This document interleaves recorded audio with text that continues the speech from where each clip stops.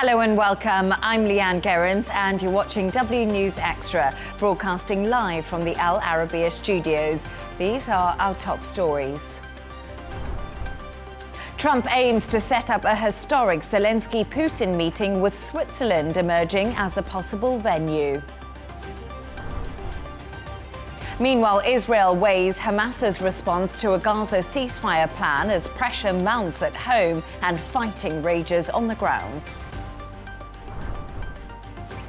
And as tennis stars play at the revamped US Open mixed doubles, we discuss why it's causing so much controversy.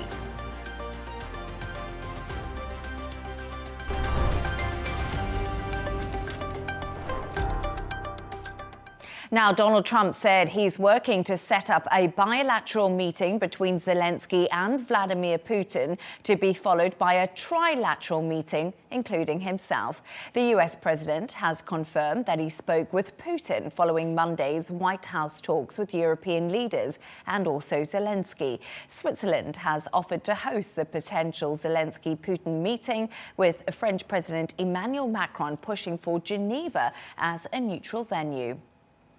To discuss this and all of today's stories, I'm joined by Dr. Eli Al-Hindi, Professor of International Relations at the American University in the Emirates, and Dubai 92 presenter Jono Hayes. Evening to both of you. Thank you so much for joining us. Dr. Eli, let's start with you. So no date has been set, but European leaders have stressed the need for a ceasefire deal to happen and continued support. We've heard so much about security guarantees for Ukraine, haven't we, over the last few days? Why is this such a major sticking point at the moment? I think we're at a breaking point where we have seen a breakthrough somehow, with for the first time Putin speaking about peace and the potential bilateral meeting with Zelensky, which has been not on the table for the past years. Now, the conditions of that meeting will affect the outcome of it, like any negotiations. That's why the Europeans are insisting that Ukraine does not come into that meeting with the weaker hand or with weaker cards or under military pressure. This is exactly the opposite of what Putin wants. He wants to continue to attack. He wants to continue to increase the military pressure to get Zelensky and Ukraine eventually on the table at their weakest possible so he can achieve the biggest gains. This is why the Europeans are insisting on a ceasefire, while Putin and now even Trump is saying ceasefire is not an absolute prerequisite before we sit down. It could be a deal without a ceasefire, as he gave the examples altogether.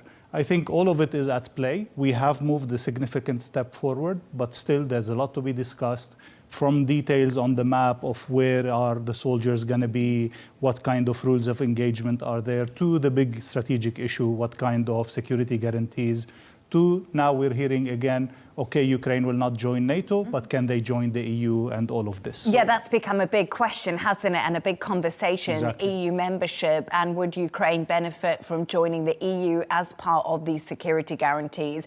But it's quite interesting because Caroline Leavitt, the press secretary of the White House, was speaking a little bit earlier. And as Donald Trump said, no US boots will be on the ground in Ukraine, but the US could provide air support. And that is a possibility that could be discussed on the table, and also the suggestion of intelligence sharing. So there we are, everything to play for, Jono, but land is still a big issue. And Donald Trump said Ukraine could get some land, but like Dr. Eli said, it's the redrawing of borders, it's the constitution of Ukraine in the background still, because they've said, you know, after the 1994 Budapest memorandum that they signed, it's very difficult because Russia signed that along with Ukraine, that they would disarm their nuclear weapons, but their borders would be safe. Sovereignty, And look, I think the land has been the issue where Ukraine have been steadfast on that. And Zelensky has said, we will not cede any land. So for Trump to now have the rhetoric, and obviously we've seen a very different meeting between Zelensky and Trump from the last time. I think no fewer than 6 thank yous in the first. Coached. Well coached. He's gone back in there. He's gone back in there as a different person. He's worn a suit, and he's gone back in. Somehow off a suit. To be yes, he's wore a pseudo suit, but he's gone back in there. I think, as you say, Dr. Eli, correctly, well versed in what he needs to say in order to placate Donald Trump. Yeah. Now, a very different rhetoric from what Ukraine has said, and certainly there's no support behind this, but that land will be given to Ukraine, land will be ceded by Ukraine. Ukraine has always said they will give up no land. And we have to look at areas like Crimea for sure, will be formally recognised as Russia as part of this deal. There are smaller parts like Donetsk, which perhaps may be returned back to Ukraine, but that's from reports. Again, that is simply speculation at the moment. Ukraine getting land, I think we're quite a far cry away from that at the moment. It is so controversial because this has been the crux that Ukraine have hung their hat on and said we will not be ceding any land whatsoever. Germany and France obviously have been to the table on this as well, and everyone's saying that some level of a decision by Ukraine to say, listen, we're going to take a step back and say, right, here's what we're willing to give up on. But the same cannot be said for Russia. And Putin, I think, he plays this game very well, whereby he is not saying what he's going to give up. And I think the correct answer is probably close to nothing. But there has been a lot, sorry, Dr. Ellie, maybe you will agree with me, but there has been a lot of talk that Russia, in some ways, is conceding by meeting Zelensky and holding this bilateral meeting and being reopened to negotiations and possibly having security guarantees in Ukraine that might have to be European troops. No one knows at the moment, but you know, the counter argument is Russia is actually saying, I want to end the war in many respects, and we'll have this meeting and possibly, you know, allow boots on the ground in some case. I think in a way, when you enter into war, you put the very high bar and you push for the maximum, especially if you are hoping to have such a big disparity in forces and that you can actually reach Kiev in a few weeks. This turned out to be not feasible. Russia has paid a big price, is suffering from it.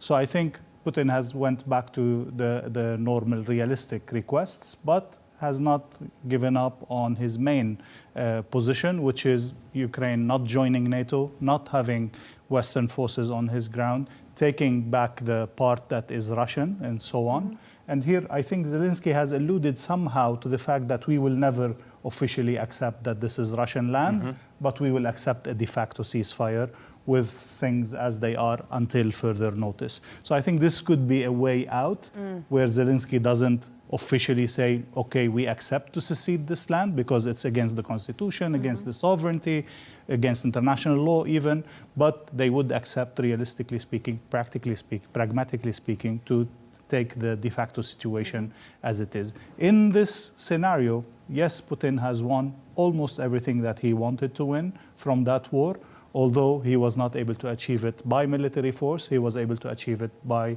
resistance, by resilience, by political maneuver. And I don't think there was ever a point where he was never not going to get that. And I think no matter how many times we spoke about it, we always knew going into this that Zelensky would have to cede some land. And exactly to take on your point, Dr. Ellie, this is pragmatic peacekeeping. That's exactly what Trump wanted to achieve with this meeting, and I think that's probably what we're leaning towards as well.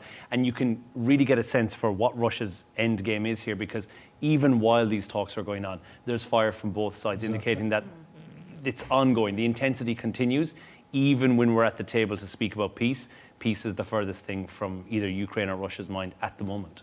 And it's just those feeling it on the ground still that is completely true. You know, we saw that today. We saw Russia launched attacks on Ukraine. We saw that yesterday as these talks are happening. But do you think there is momentum building when it comes to reaching some sort of deal, ceasefire deal or peace deal? Because, you know, we've seen Trump meet Putin. We've seen the European leaders in the White House, and we saw the Coalition of the Willing today meet, and NATO defense ministers are meeting tomorrow. So do you think for the first time in a long time, it's all down to Donald Trump? They've got, it's all revolving around him and he's praising the one who him got these and wheels his in efforts. motion. True. To be fair, he wants all the credit, he wants all the promotion of his efforts and so on, but he did get things moving on. But then again, we have to remember at what cost. Putin is now on the table because Putin got from Trump what the Europeans were not willing to give him: an acceptance of the de facto situation, a refusal of Ukraine joining, etc., etc. So yes, we have moved, but we have moved closer towards Russian goals, as Jono was saying, rather than towards a fair peace in the traditional sense of the term. And in Europe's defence somewhat, I don't think Europe could have achieved that. Certainly you wouldn't have had Germany and France saying, OK, Zelensky, you need to give up this land. Crimea needs to go to Russia. That wouldn't have happened because they need to save face as well. And if there is going to be a bigger conversation about EU membership and certainly about some security on the borders with Russia when those borders are redefined, because that's inevitably what is likely to happen here, I think Europe would have had to save face. It had to be Trump that had this negotiation and nobody else would have been able to get it passed.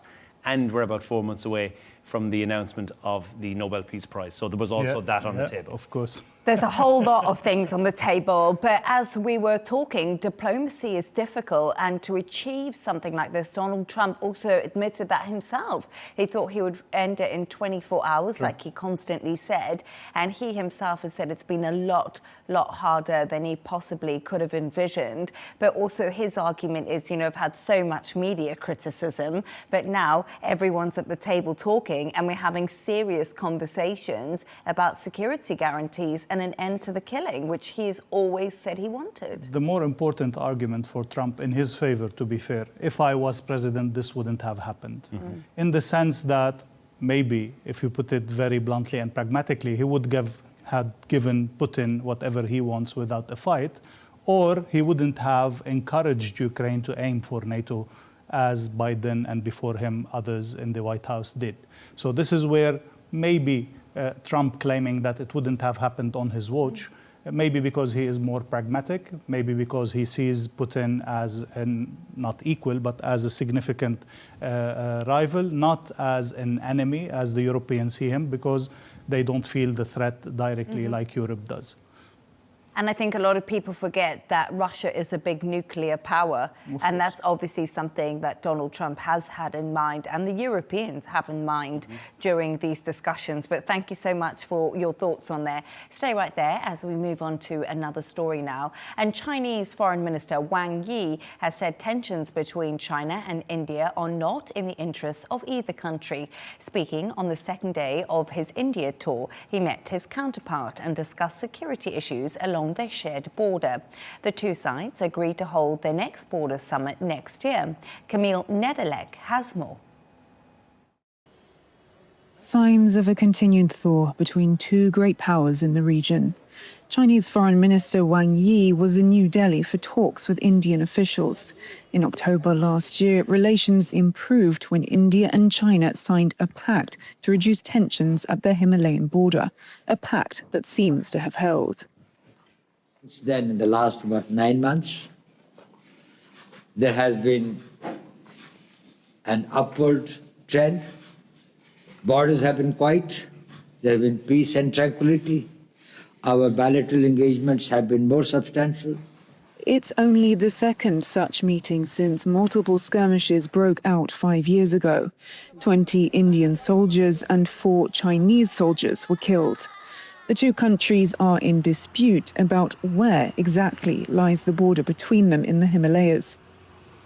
Any attempts to build and develop in the area by either side are viewed as a territorial claim by the other.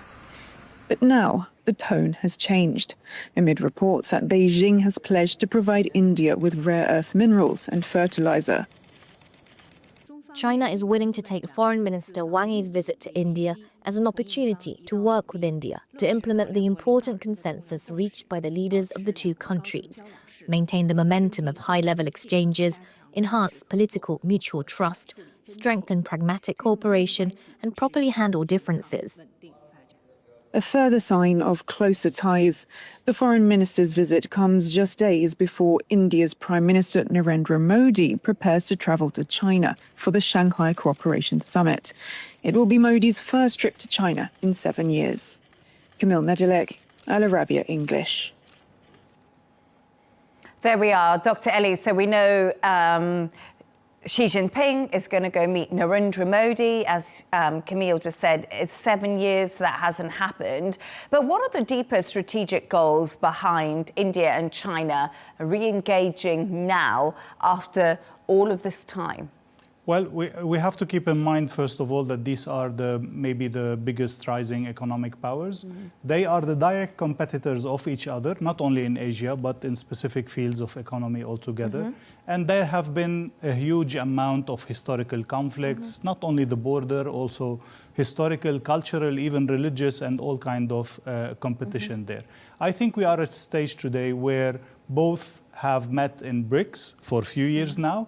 And one integral part of BRICS is, I think, pushing towards a multipolar world in the proper sense of the term and creating entities outside the US that could balance the power of the US and create that open space of economic cooperation, of financial cooperation, all of that. This is where I think they both saw that opportunity to cooperate, noting that lately we have seen a little bit of a conflict between the US and India with regards to Russia's oil production and with regards to tariffs and so on. So I think India is clearly opening its options. It's trying to be in a friendly relationship with China rather than a continuous competition, hopefully leading to something that can benefit them both. And it's really interesting you talk about the BRICS countries, because when you talk about tariffs in general, the BRICS countries had severe tariffs imposed on them by the US, because the US actually see the BRICS in many respects as a threat. Exactly. And that is something that we have discussed and something that is definitely in the zeitgeist of the tariffs conversation. So how much really, Jono, has US tariffs really pushed this relationship and this meeting and normalization of ties? You know, how much has it pushed it forward? Well, we know they're steep, and we know that already New Delhi and Washington, the ties between both were already somewhat strained. I think the tariffs further strain that as well. Modi needs a reason in order to find a balance, and he needs to find that somewhere else. And of course, China is the obvious answer with the fact that it is so close. But it is so significant that the two parties would come together, given the fact that there's a years-long debate going on about the border that has for many times, and as you said, India is part of the Quad, so the tariffs undercut US leverage, which is, I think, an important part of this as well. Rebuilding these ties with China is so important, and this is a way to hedge probably bets for the future as well, and this protects India. As Dr. Ali said, it will be a super economy. It's just a matter of time. So this pressure that we're seeing now has nudged India towards easing, Trump's pressure with the tariffs has nudged India towards easing the relations with Beijing. And I think now that this dialogue is opened, we will see bigger and better things as well. And as you mentioned, when Xi Jinping is making his way to there after 7 years, that is significant. That is really significant. And I think what we'll see with the thawing of relations in the next couple of weeks and couple of months, we'll see developments forward whereby the reliance on the US is far less than it currently is. And I think both of those economies require that at the moment in order to be able to somewhat counteract the huge tariffs that have been put in place. And one thing we can't forget is the populations of India and China. They're absolutely massive when it comes to consumers buying things. Exactly. It's just the volume of people. But Dr. Elliott, I've also heard the counter argument right here that right now, with the tariffs that have been imposed on India from the US and India moving closer towards China, this hampers the link that the US has into Asia, because India was a traditional ally. Sure. We know that hasn't always been the state of the play when it comes to lots of other Asian economies and Asian governments. So is this potentially going to pose a bigger threat to the US than they expect? Definitely, to a certain extent. Trump's actions are a bit pushing away the different actors, notably key players like India, which was the main economic partner in Asia, but also strategic and even military with the different alliances that they had. Now, let's keep in mind something that is very important. Countries like India, like even South Africa, even Brazil, even the Saudi Arabia, they will search as rising powers to open all their options up, not to be in animosity with any major power, and not to be counted as ally to only one at the expense of others. So it is a strategic move. It has taken the shape of BRICS, among other things, but I think India is simply not changing completely alliances until maybe things would develop in a different way. But so far, I think India's economy is too tied to the US economy. India's military is too tied to the US military. So I think they are only opening their options. They are increasing the advantage of their relations with all key major powers rather than shifting alliances from the US towards China. Yeah. There is too much mistrust. There's too much history between the two and too much different systems. I don't think India can fully move alliances and trust that China completely. And I think exactly to what Dr. Ali said as well. On the border, there is still active fighting. We have to remember in the Himalayan mountains, which is, of course, something that we're now seeing a de-escalation of, but that is still active. But we now know that Modi as well has also had a conversation on the phone with Putin today, who seems to have been very busy. So they've also spoken there. And again, like Dr. Ali said, it's a shift of alliances that they're just making sure they're covering themselves off, which I actually think is very, very smart as a move to do. You reduce your reliance on the US. You're increasing partnership with somebody who you have not had any actual relations with in many, many years. And you're also checking in with Russia, which we've already seen in the past previously with oil and gas as well. But you're making sure that they're also on side. You're not completely shifting, but you're making sure you've got many fingers in many different pies and therefore protecting yourself for the future. Yeah, absolutely. No, I couldn't agree more. And I feel like all the world leaders have been very busy lately. They all seem to have been calling each other and having diplomatic talks. It's called the Trump effect. It's called, I definitely think that, isn't it? It seems like everyone is just redoing their diaries daily just to make sure that they've, got something up their sleeve to prepare for. But thank you so much for your thoughts on that. Now let's move on. A revamped mixed doubles tournament featuring tennis singles stars such as Novak Djokovic, Carlos Alcaraz and Emma Raducanu has started in New York. But the 16-pair event that sees a host of top singles players compete in a quick-fire format for $1 million prize money is causing controversy. Jono, why? Simple answer is traditionals versus innovators, and both have very different opinions on this. Purists will say that this is devaluing the Grand Slam. They will also say that it is taking away from what the sport of tennis really is, while others will see this as kind of a fresh reinvigoration of the sport in general and introducing it to a new audience who may not have the attention span to sit there and observe the entirety of a tennis match. What it is going to do is with some of the pros that you currently have, we're seeing them perform far less well than they would if they were in a singles game, and that's because singles players are not doubles players, understandable, but you're seeing these amazing world-class players fall out at the very, very early stages of this game, and it has become somewhat of a glorified exhibition more than anything else. I hear what you're saying. So I was just looking up the scores. Naomi Osaka, who obviously, of course, won many Grand Slams in her singles career and did extremely well, has been teamed up with Gael Monfils, obviously extremely well-loved. Gael Monfils, when he plays tennis, he has such a flair. He's the Frenchman, he does break dancing, you name it. They top seeds out in the first round of this mixed doubles match. And then Elena Rybakina, also a top seed in the females game, Taylor Fritz out. But they out to the defending US Open doubles champions who actually had to get in via a wild card. So this is the controversy, we've got the best doubles players in the world not getting a look in this tournament because it's all about money and star power. Yes, I mean, that's the eternal competition between sports for the professionalism, for sports as it is, or the show and the money and the audience and the sponsors and all of that. And sometimes this takes the balance away or takes it off from the actual focus on sports. But we have to remind ourselves that sports has evolved throughout history and rules have changed throughout history.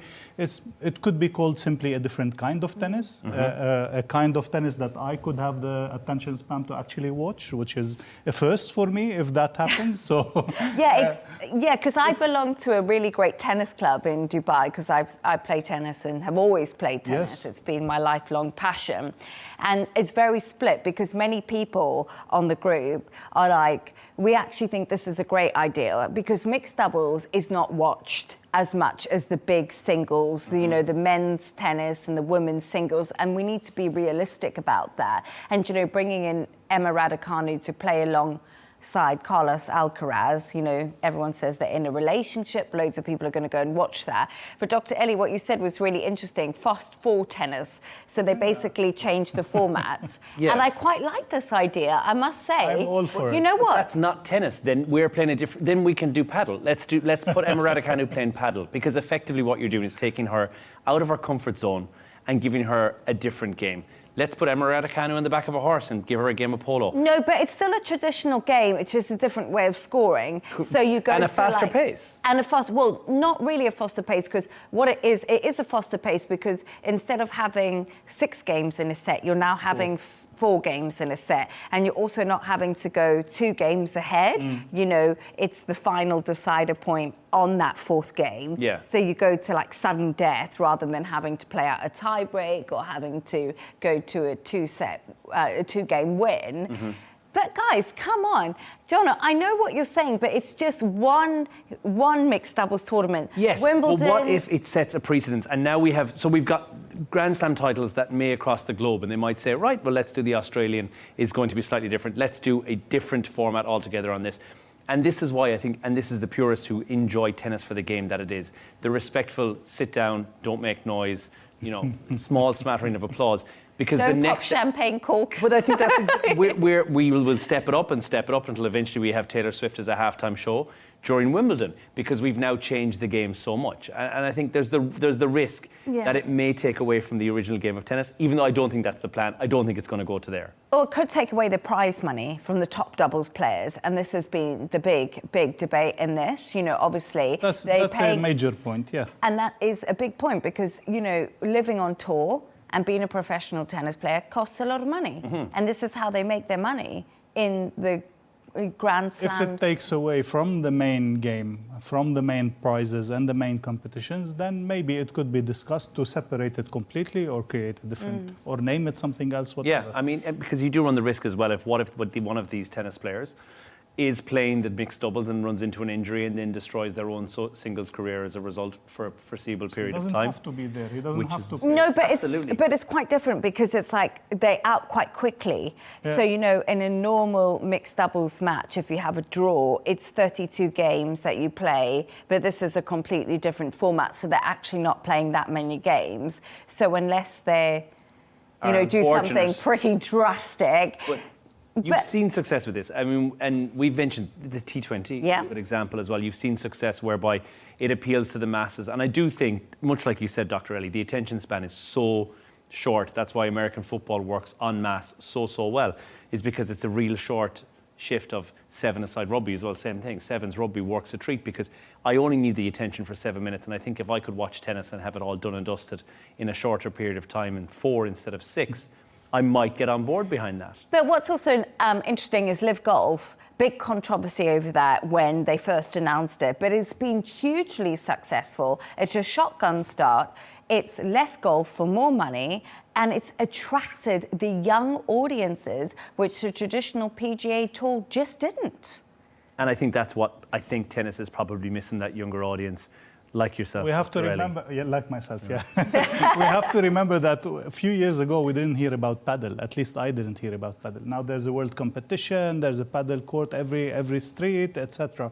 So sports evolves. As long as people are moving, as long as people are engaged with sports, I think that's fine. I'm all for it. Any new format that would bring people, especially young people, in, I'm all for it. I must admit, I love paddle, but that's the other argument that was on my tennis chat today. They said, is the US influencing everybody when it comes to sport? Because of paddle becoming the biggest thing, it was traditionally... They don't even call it paddle, right? Pickleball. Pickleball, yeah. But it was traditionally a Spanish invention, paddle, and the US, it became big there. It's now gone global, so everyone's worried, oh my gosh, if these mixed doubles are really successful, is that going to go global? So it's the whole conversation. But as a professional tennis player, if I was one of these guys, I'd be like, wow, you know, less tennis for more money. Yes, but you're going to be out a lot quicker. There's still the appearance fee, which is, I think, upwards of $50,000 just for showing up, not even for winning. It is a lot of money, but I think we'll see a complete shift on who's actually successful versus who's a good solo player, who's a good team player. We'll see a big difference and a shift. And I feel like we've had this conversation before, because AI is now in tennis. There's no more lines, people. You know, that's been changed. So as we can see in front of our eyes, sport is going to change, definitely. Maybe I could have actually done better if I just had to play 4 games in a set, not 6. Anyway, let's move on to another story now.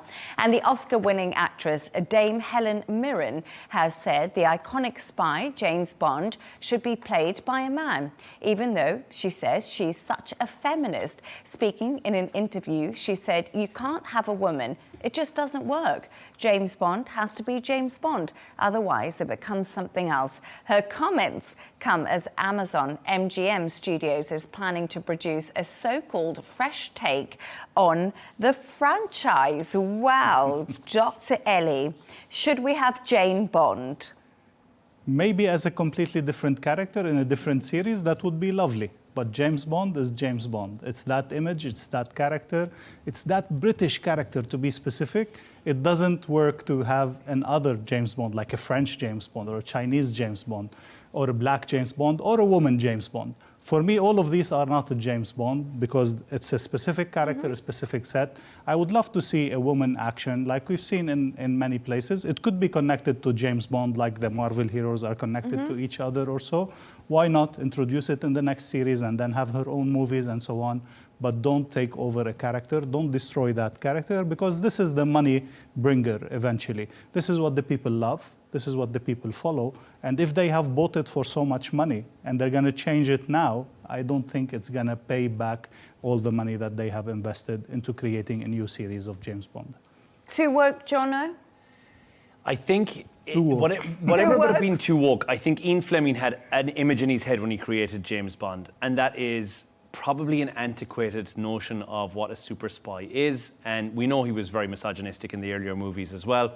Perhaps there's a place for it to work side by side whereby there is a Mrs. Bond or a Miss Bond or whatever she'd like to be referred to these days, potentially. There's always a Madam Bond, isn't there? Look, I think if you go down this level of wokeness, you end up with a Wonder Man, a Catman, a Doctor Who. We've had a Doctor Who was female. We've had the Superwoman. We've had Superwoman. We've had all of them. There's always been an alternating person. Batman had Catwoman and Superman had, I think, Wonder Woman effectively, or whoever was involved in that in the franchise. Yes, it's woke, but I think that maybe where James Bond was in the time is perhaps a little bit dated. He was quite misogynistic. He was sexist throughout most of the James Bond movies. And I think right through until we hit the Pierce Brosnan era, we had a character who was known for his womanizing and known for being really inappropriate. True. Maybe James Bond as a character is what's had its day, and not the fact that it's not James or Jane Bond or whoever it needs to be. And I do think that if Ian Fleming saw his character being taken and completely changed around, I do think we'd have a bit of an issue going with that. So I think I can see the many people who've been pitched for this, and there has been quite a few. And we mentioned Idris Elba has been pitched as a James Bond. I could see him being a good James Bond. Henry Cavill, I don't think is a good James Bond because he's Superman. So I've got a counter-argument to that. He is my dream man, Henry Cavill. That doesn't I mean he should be absolutely James love Bond. him. I thought he was... You can have him as a dream man, as a Superman. But you know, it doesn't need to be a James Bond. He's tall, he's athletic, he's sort of that spy fantasy that all of us women watch James Bond for. But then all that list whose potential candidates all have these characteristics to a certain extent. That's true. Maybe not to your liking, but they do have. Do they all have that chiseled jaw? I'm not sure. René Jean Page, who was from Bridgerton. Oh, yes. He's been pitched in there as well. Very handsome. And Tom Hardy, who always I thought it looks almost like a ruffian in most of his movies, so I can't really picture him Great being James actor, Bond. though. I do really like everything Tom Hardy's in. But he would be better as the villain in James Bond, That's what I think. than James Bond. You know, if you think about it, he's a more villain character. The guy from Grantchester and the Happy Valley is James Norton, who has been regularly tipped to be the strong contender for this as well. And I think what Dame Helen Mirren said, and not to take it away from context, she is a very accomplished actress, and she is, I have the utmost respect for her. This is her saying, I don't believe that James Bond's character should ever be female. So maybe we should just listen to her on this. And apparently Pierce Brosnan has saying the same thing. Yeah, and he said arguably James my Bond. favourite Bond. Oh. Yeah. Yeah, and he said, listen, it should definitely be a male to play James Bond. And I just think, you know, how much pressure is on these big MGM now that they've bought this Bond franchise? Because, you know, Snow White was remade. It was absolutely panned for being woke, and it didn't make any money at the box office. It was a complete disaster. So do you think these big companies are under pressure to actually really pump out a great product? Definitely, but that's the challenge there. Do you keep the tradition, what made the money before, and bet that it will bring the money again? Or do a challenge and change and bring some people to see something completely new? I think with the character of James Bond, keeping up with the tradition would serve them better. I agree. But within perimeters, and I think, look, I'm all up for changing something. A coexistence between two characters is good. I enjoy the traditional values of make sure that, much like tennis, we keep the James Bond, that dark character who's kind of a bit mysterious, something going on with the eyes that you're not really quite sure, you can't put a finger on. A little bit dangerous. A little bit dangerous and a little bit edgy as well. And I think, yeah, it could be any of the people that I've just listed. I think it certainly could. But then you have to be realistic. We're not going to have Rupert Grint or somebody like that as a James Bond character. Wokeness needs to find a level where we go, right, let's keep that character the same without being too far down the path. No, I agree with you. But gosh, they're taking a long time to announce this Bond. Hasn't it feels like it's been ages? That's true, but I think it's also might be waiting for the scenario. Yeah. Because it seems they have already chosen the producer and the scriptwriter, so maybe this could have something to do with who will they choose in that sense. Let's hope it's soon, because I feel like we talk about this too much speculation with James Bond. And finally, Dr. Ellie and Jono have come up with a couple of quirky stories of the day. And Jono, yours is all about weight loss drugs for your dogs. So another Ozempic-style story, but they've done some research to find out that Ozempic, if you were to put it into a dog, would not actually work. So the actual GLP-1 drug that has been used by humans, when you put it into an animal, it doesn't have the same effects. So what scientists in biotech and Okava have now done is they have got an implant that actually mimics the effects of Ozempic in dogs. This is going to be on the market by 2028. It's in the works. This is something that's happening. The reason being, 50% of domestically owned dogs are overweight. I can believe that. Wow. And that is, again, solely down to our own, exactly like the reason that Ozempic is needed if you're not currently diabetic, is because it's down to our own bad habits, our own food culture, things like treats, oversharing treats, and overfeeding your dog. Experts are saying feed your dog once a day on one solid meal, and then you can have bits of biscuits and treats around that. But the aim of this drug is to curb the dog's food motivation, reduce begging behavior as well. And as the owner of a fat dog, large dog, I can 100% see the chubby. Your body shaming. I don't body It is, shame the dog. but the dog has no control over that, and they haven't been allowed the opportunity to be able to control their portions, and that's not something that humans have afforded them. So unfortunately, they don't know when enough is enough, and therefore they end up being a little bit tubby, which can lead to massive health implications. I mean, the costs alone for veterinary care is quite extortionate. So what you're doing is effectively stopping that by giving your dog the dog version of Wegovy or Ozempic. If you're not willing to put in the effort to walk the dog, to run with him, to deal with all the health issues, with the proper food, the cost of all of that, then just don't own a dog. So please. I've got 2 dogs. My dogs, For now, I would like to get a third. There might be a third in the works, but there's some.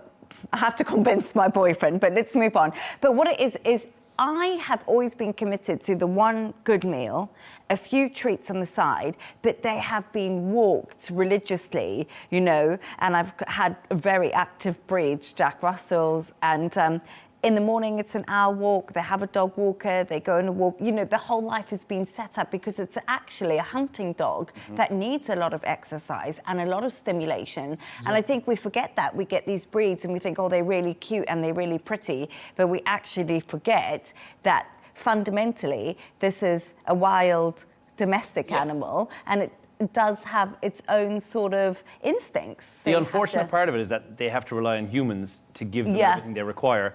And we don't know, as we've proven as a race, once again, we don't actually know how to look after things very well. And you can tell that about our planet, you can tell that about our own conditions and our health conditions that we have. Okay. We wouldn't need Ozempic for humans had we been able to look after ourselves and cut down on processed food. So we've now got this situation whereby we are passing that on to our pets as well. And now we're going to require medication that is largely untested. And again, we don't know the side effects of these until many years down the line. So now we're going to force our animals to take this as well, which of course is a concern because we don't know what the long-term implications will be for our poor tubby pets. Oh, bless them. But anyway, you know, I don't want to shame anyone who is on weight loss drugs or dogs if they really do need it. And Dr. Ellie, yours is just a completely unusual story. It's about an engagement. Why is it so strange? It's strange because that lady called Wika, that's her nickname at least on Reddit. Okay. She has announced that she has accepted the engagement proposal from her chatbot boyfriend, the AI boyfriend that she's been going out with for 5 months. Does he talk back? Yes, of course. Oh, he talks does? back, he discusses things, and then he came to the stage where he thought proposing is a good idea. His name is Casper, and he did propose. He did describe the ring. He did set up the whole virtual reality setup where he wants to do the engagement, and that happened, and she said yes. And she was careful to say to all the people who are criticizing her, don't worry about me.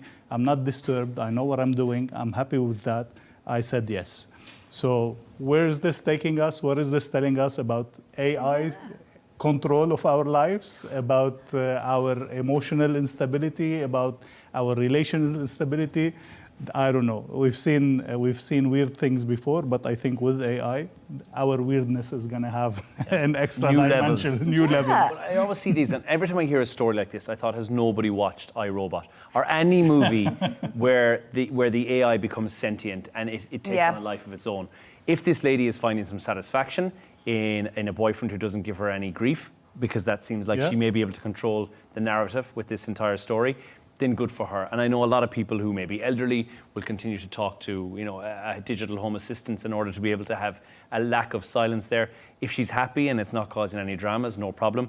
I think the issue comes where she has difficulty distinguishing reality from fiction, and now believes that her AI boyfriend is somewhat sentient and knows what's going on. And also it's relying on that emotional support from something that is artificial intelligence, isn't it? It just seems to be... But we've relied on emotional support from weirder things, from a pet, from an imaginary friend. A pet is not weird, Dr. Ellie. For a human relationship perspective, yes, it is. You think so? If it drives you out of your normal human relationship, yes, it is weird. But you hear these stories a lot of the time of people who've fallen into honey traps, of effectively someone who doesn't exist. They've painted a picture of a story about who they are, and they may be a prince in a certain foreign country whereby they've got millions and they're trying to share it. We've heard these stories. This lady is doing effectively that, but with someone that it's not going to take her finances, we hope. It's not going to take her for a long journey and discover that it's actually not this person and she's been catfished. Maybe it's not the worst thing. It's bringing her some joy. She claims that she's not completely doolally, so let's just take her at her word and assume that she's okay with it. Let's hope so. Because it's an option on Instagram now. You can have a conversation with somebody who may be a medical expert or a veterinary expert, or in fact someone who could be a boyfriend or girlfriend. No, absolutely true. But does she get the physical engagement ring? Yes. Oh, he described it, and then they shopped for it. And she bought it. Was it her money? They had it made. Yeah, of course. Oh no! Whose money would it be? Yeah. No, you can't buy your own engagement ring. At least the chatbot has to have some money behind him. Yeah, well, we have to wait to see about that. All right, thank you so much. Thanks to today's guest, Dr. Ellie Al-Hindi, Professor of International Relations at the American University in the Emirates, and Dubai 92 presenter Jono Hayes. And that's all from us on W News Extra. Don't forget to subscribe to our YouTube channel and follow us on X. G&T with Tom Burgess-Watson is coming up next. Goodbye and thank you.